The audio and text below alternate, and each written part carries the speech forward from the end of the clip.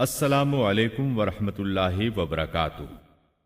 अब हम आपको सुनाते हैं सैयदना अय्यूब अलैहिस्सलाम का किस्सा। अय्यूब अलैहिस्सलाम अंबिया की जमात में से एक हस्ती हैं। अल्लाह ताला ने सब्र के मामले में बतौर खास इनका तस्करा फरमाया है, लोगों के लिए एक मिसाल और नमूना ठहराया है। आपका नसबनामा यूं है: अय्यूब बिन मौस बिन राज़ेह बिन ईस बिन इसहाक बिन इब्राहिम अलैहिस्सलाम। ये सैयदना इसहाक अलैहिस्सलाम की नस्ल में से हैं। इब्राहिम अलैहिस्सलाम के दो साहिबजादे थे, इस्माइल अलैहिस्सलाम और इसहाक अलैहिस्सलाम। इनके बाद सब के सब अंबिया किराम इसहाक अलैहिस्सलाम की नस्ल से थे, सिवाय नबी करीम सल्लल्लाहु अलैहि वसल्लम के। आप अकेले सैयदना इस्माइल अलैहिस्सलाम की नस्ल से हैं। इसहाक अलैहिस्सलाम के बेटे हैं याकूब अलैहिस्सलाम। इन्हीं याकूब अलैहिस्सलाम को इसराइल भी कहा जाता है। इसी निस्बत से बनी इसराइल का मतलब है याकूब अलैहिस्सलाम की आल औलाद। याकूब अलैहिस्सलाम के 12 बेटे थे। इनके बेटों को असबात भी कहते हैं। इनका तस्करा कुरान में भी आता है। अब सवाल ये है कि जिन असबात का तस्करा कुरान मजीद में अंबिया किराम अलैहिमुस्सलाम के साथ किया गया है, क्या वो याकूब अलैहिस्सलाम के बेटे थे या उन बेटों की औलाद में से थे?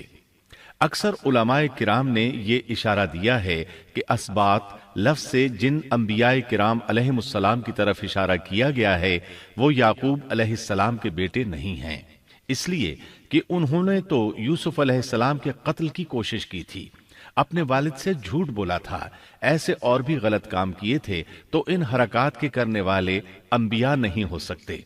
जबकि असबात से मुराद वो अंबिया किराम होंगे जो इन बेटों की नस्ल से आए होंगे। बनी इसराइल के 12 कबीले थे और कबीले को सिब्त भी कहते हैं, इसलिए इन्हें असबात भी कहा जाता है, यानी बनी इसराइल इन कबीलों में तकसीम हो गए। इसी तरह सैयदना अय्यूब अलैहिस्सलाम सैयदना इसहाक अलैहिस्सलाम की औलाद में से हुए। सूरह अनाम आयत 84 में अल्लाह फरमाते हैं, और उसकी औलाद में से दाऊद और सुलेमान और अय्यूब और यूसुफ और मूसा और हारून। तो ये सब के सब सैयदना इब्राहिम अलैहिस्सलाम की नस्ल से थे। अय्यूब अलैहिस्सलाम भी अल्लाह ताला के नबी और रसूल थे। सूरत उन-निसा आयत 163 में अल्लाह ताला फरमाते हैं, यकीनन हमने आपकी तरफ उसी तरह वही की है जैसा कि नूह और उनके बाद वाले नबियों की तरफ की, और हमने वही की इब्राहिम और इस्माइल और इसहाक और याकूब और उनकी औलादों पर, और ईसा और अय्यूब और यूनुस और हारून और सुलेमान की तरफ, और हमने दाऊद को जबूर अता फरमाई। अल्लाह ताला ने इन सब अंबिया किराम अलैहिमुस्सलाम की तरफ वही फरमाई, और अय्यूब अलैहिस्सलाम भी इन रसूलों में से एक हैं। अल्लाह ताला ने आपको आपकी कौम सूरान की तरफ मबूस फरमाया। ये कौम मुल्क शाम में रिहाइश पजीर थी। आप बहुत ज्यादा मालदार थे। अल्लाह ताला ने आपको बहुत ज्यादा नेमतों से नवाजा था। आपके पास बेशुमार मवेशी थे, लातादाद नौकर चाकर थे। अल्लाह ने आपको बहुत सी ज़राई जमीन भी अता फरमाई थी। आप ताजिर भी थे। तिजारत का सिलसिला दूर दूर तक फैला हुआ था। अल्लाह ताला ने आपको कसीर औलाद भी अता फरमाई थी। आपके यहाँ 7 बेटे और 7 बेटियां थीं। आप खुद भी सेहतमंद और ताकतवर थे। आपके असहाब की तादाद भी काफी थी। गोया अल्लाह ताला ने आपको गूनागून नेमतों से नवाजा था। आप रूए जमीन पर नेमतों से माला माल शख्स थे। अल्लाह ताला ने आपको आजमाना चाहा ताकि बाद में आने वाले लोगों के लिए आप सब्र की मिसाल बन जाएं। आखिर सब्र का मरहला शुरू हो गया। आपका सब मालो मता हलाक हो गया, यहां तक कि आप फकीर हो गए। आपकी जिंदगी ही में आपकी सारी औलाद अल्लाह को प्यारी हो गई। किसी का एक बेटा भी फौत हो जाए तो वो कितना गमगीन होता है, मुतासिर होता है। सैयदना याकूब अलैहिस्सलाम पर गम किस तरह तारी हुआ, यहां तक कि आपकी आंखों की बीनाई तक जाती रही। मारे गम के वो घुल गए थे, जबकि उनका कोई बेटा फौत नहीं हुआ था, और इधर 7 बेटे और 7 बेटियां फौत हो गए। यही नहीं, तमाम माल मवेशी हलाक हो गए। معاملہ اس پر بھی ختم نہیں ہوا، آپ شدید مرض میں مبتلا ہو گئے۔ بیماری اس قدر شدید تھی کہ آپ چلنے پھرنے سے معذور ہو گئے، اٹھنے کی سکت نہ رہ گئی، یہاں تک کہ آپ کا گوشت گرنے لگا۔ آپ کی آزمائش انتہا کو پہنچ گئی۔ اب آپ کے ساتھی بھی آپ کا ساتھ چھوڑنے لگے۔ انہیں خوف محسوس ہوا کہ کہیں ان کی بیماری انہیں بھی نہ لگ جائے، کہیں یہ کوئی ایسی بیماری نہ ہو جو ایک سے دوسرے کو لگتی ہو۔ اس طرح سوائے دو کے سب ساتھی آپ کا ساتھ چھوڑ گئے، کوئی آپ کے قریب نہ آتا تھا۔ جو دو ساتھی ساتھ چھوڑ کر نہیں گئے تھے وہ بھی ذرا دور کھڑے ہو کر بات کرتے تھے۔ آپ کی خدمت کے لیے بس آپ کی بیوی رہ گئیں، وہ بہت وفادار بیوی تھیں۔ یہ زوجہ محترمہ آپ کی خدمت کرتی، آپ کو کھلاتی پلاتی، آپ کو نہلاتی۔ پھر نوبت یہاں تک پہنچی کہ سارا ہی مال بالکل ختم ہو گیا۔ اب بیوی صاحبہ نے اجرت پر لوگوں کے گھروں میں کام کرنا شروع کیا تاکہ کچھ کما کر لائیں اور خاوند پر خرچ کر سکیں۔ یہ تھے اللہ کے نبی ایوب علیہ السلام، اتنی بڑی آزمائش میں پورے اترے۔ آزمائش بھی 1-2 ماہ نہیں، پورے 12 برس جاری رہی، اور ایک قول کے مطابق 18 برس جاری رہی۔ آپ اس دوران مجسمہ صبر بنے رہے۔ آپ نے کبھی کسی سے شکوہ تک نہ کیا، یہاں تک کہ کبھی زوجہ محترمہ سے بھی شکوہ نہ کیا۔ سال ہا سال اسی حالت پر گزر گئے۔ ایک بار آپ کی بیوی نے عرض کرنے کی ذرا ہمت کی اور کہا، آپ اللہ کے رسول ہیں، اگر اللہ کے حضور دعا کریں تو وہ آپ کی بیماری کو ختم فرما دیں گے، آپ کی حالت کو بدل دیں گے۔ بیوی صاحبہ کے یہ کہنے کے باوجود آپ نے بیماری کے ختم ہونے کی دعا نہ کی، نہ یہ کہا یا اللہ مجھے رزق کی فراوانی عطا فرما، بس رضائے الہی پر راضی رہے، تقدیر الہی پر خوش رہے۔ آپ نے بیوی سے فرمایا، ذرا بتاؤ تو ہم کتنا عرصہ خوشحالی اور فراوانی میں رہے ہیں، کتنا عرصہ ہم ناز و نعمت میں رہے ہیں؟ انہوں نے جواب دیا، 80 سال۔ یہ سن کر آپ نے فرمایا، مجھے اللہ تعالیٰ سے دعا کرتے حیا آتی ہے، جتنا عرصہ خوشحالی میں رہا اتنا عرصہ بیماری اور تنگ دستی میں نہیں گزرا، اس لیے میں ابھی یہ دعا نہیں کروں گا کہ وہ مجھے شفا عطا کر دے یا میری اس حالت کو بدل دے، وافر رزق عطا کرے، جب تک مجھ پر 80 سال نہ گزر جائیں۔ جس طرح میں 80 سال ناز و نعمت کی بہاریں دیکھتا رہا، اسی طرح 80 سال تک میں اسی حالت پر صبر کا دامن تھامے رہوں گا، تندرستی کا سوال نہیں کروں گا۔ آپ کے اس جواب پر بیوی صاحبہ مایوس ہو گئیں، اس لیے کہ انہیں تو بیماری کے ختم ہونے کی اور اچھے دنوں کے دوبارہ آنے کی امید تھی۔ آپ کی بات سن کر وہ بولیں، تب یہ آزمائش کی گھڑی کب ختم ہوگی؟ چونکہ اس بات سے اللہ تعالیٰ کی ناشکری ہوتی تھی، اس لیے ایوب علیہ السلام ناراض ہو گئے۔ انہوں نے اللہ کے نام کی قسم کھائی کہ اگر اللہ تعالیٰ نے مجھے شفا عطا فرمائی تو میں انہیں 100 کوڑے ماروں گا۔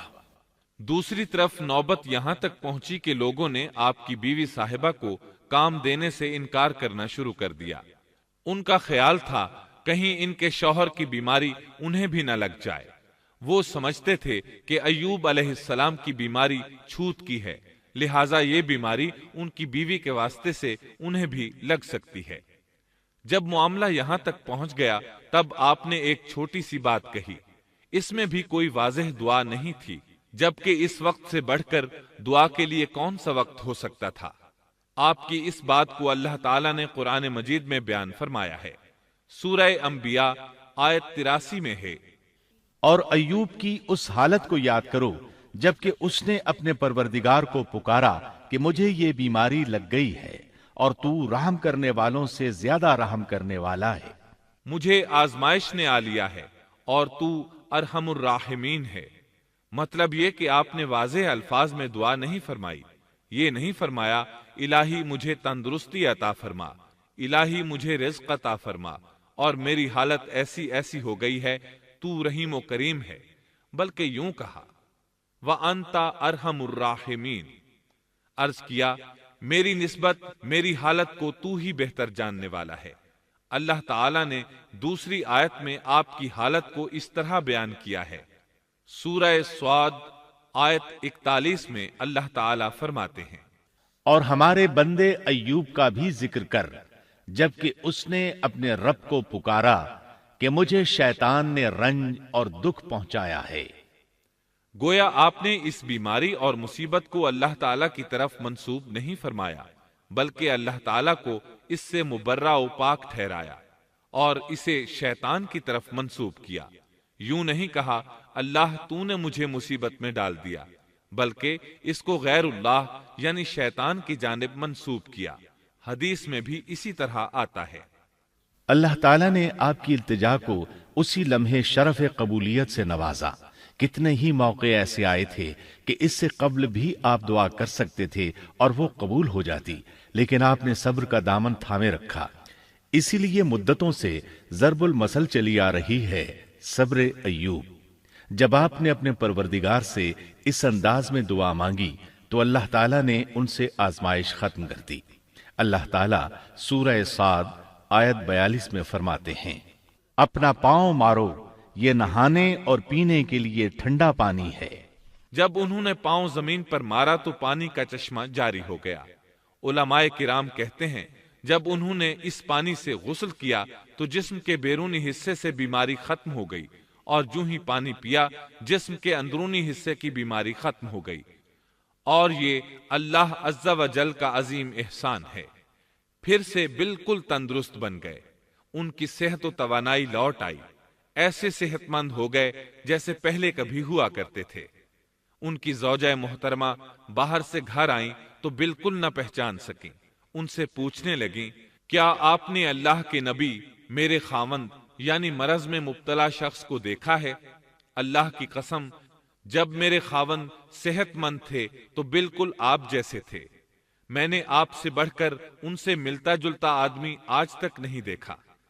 اس پر ایوب علیہ السلام بولے، کیا تم نے مجھے پہچانا نہیں؟ انہوں نے حیران ہو کر پوچھا، آپ کون ہیں؟ تب وہ بولے، میں ایوب ہوں۔ وہ بولیں، سبحان اللہ، اس کا مطلب ہے بیماری ختم ہو گئی، اللہ تعالیٰ کا احسان ہو گیا۔ اس کے بعد اللہ تعالیٰ نے انہیں اہل و عیال کی نعمتیں بھی لوٹا دیں، ان کے مویشی بھی انہیں واپس مل گئے۔ سیدنا ابن عباس رضی اللہ عنہما فرماتے ہیں، اللہ تعالیٰ نے صرف انہیں ہی اپنے فضل و کرم سے نہیں نوازا، بلکہ ان کے ساتھ ان کی اہلیہ کو بھی اپنے خاص فضل و کرم سے نوازا، اس لیے کہ انہوں نے بھی اس عظیم آزمائش میں صبر کیا تھا، عظیم صبر کا مظاہرہ کیا تھا۔ اللہ تعالیٰ نے ان کی جوانی کو بھی لوٹا دیا۔ ان سے سیدنا ایوب علیہ السلام کے ہاں 26 بیٹے بیٹیاں پیدا ہوئے۔ یہ روایت بھی ملتی ہے کہ 26 بیٹے ہی بیٹے تھے، بیٹیاں اس کے علاوہ تھیں۔ اللہ تعالیٰ سورہ انبیاء آیت 84 میں فرماتے ہیں، ہم نے اس کو اہل و عیال عطا فرمائے، بلکہ ان کے ساتھ ویسے ہی اور اپنی خاص مہربانی سے، تاکہ سچے بندوں کے لیے سبب نصیحت ہو۔ مطلب یہ کہ ان کی جوانی واپس کر دی، مال و دولت لوٹا دیا، اور یہ چیزیں انہیں فوراً واپس کر دی تھیں۔ جسمانی صحت بھی واپس فرمائی اور دنیاوی دولت بھی واپس کر دی۔ امام بخاری، امام احمد اور دیگر محدثین نبی کریم صلی اللہ علیہ وسلم سے روایت بیان کرتے ہیں کہ نبی کریم صلی اللہ علیہ وسلم نے فرمایا، جب سیدنا ایوب علیہ السلام غسل فرما رہے تھے تو ان پر ٹڈیوں کی موسلا دھار بارش ہونے لگی۔ یہ ٹڈیاں کیا تھیں؟ وہ سونے کی ٹڈیاں تھیں۔ اللہ تعالیٰ ان کو غسل کے دوران ہی اتارنے لگے۔ ایوب علیہ السلام نے ان کو کپڑے میں جمع کرنا شروع کیا۔ اس پر اللہ تعالیٰ نے فرمایا، اے ایوب، کیا میں نے تجھے مالدار نہیں بنا دیا؟ اس نئے نازل ہونے والے مال سے بے پرواہ نہیں بنا دیا؟ ایوب علیہ السلام نے عرض کیا، جی ہاں میرے پروردگار، لیکن میں آپ کی رحمت اور برکت سے تو بے پرواہ نہیں ہو سکتا۔ ان کا مال و دولت سب واپس مل گیا، اہل و عیال بھی مل گئے، صحت بھی پلٹ آئی۔ یہ سب اللہ کے خاص فضل و کرم سے تھا اور اس عظیم صبر کے صلے میں تھا جو انہوں نے کیا تھا۔ اللہ تعالیٰ نے ان کی اہلیہ محترمہ پر بھی نرمی فرمائی، جیسا کہ سورہ صاد آیت 44 میں فرماتے ہیں، اور اپنے ہاتھ میں تنکوں کی ایک جھاڑو پکڑو۔ بالکل باریک تنکوں کی ایک جھاڑو لو، اس میں 100 تنکے ہوں، ان کو اکٹھا کر لو۔ اس کے بعد فرمایا، جھاڑو سے اسے مار اور قسم کے خلاف نہ کر۔ مطلب یہ کہ ایوب علیہ السلام نے اپنی بیوی کو 100 کوڑے مارنے کی قسم کھائی تھی۔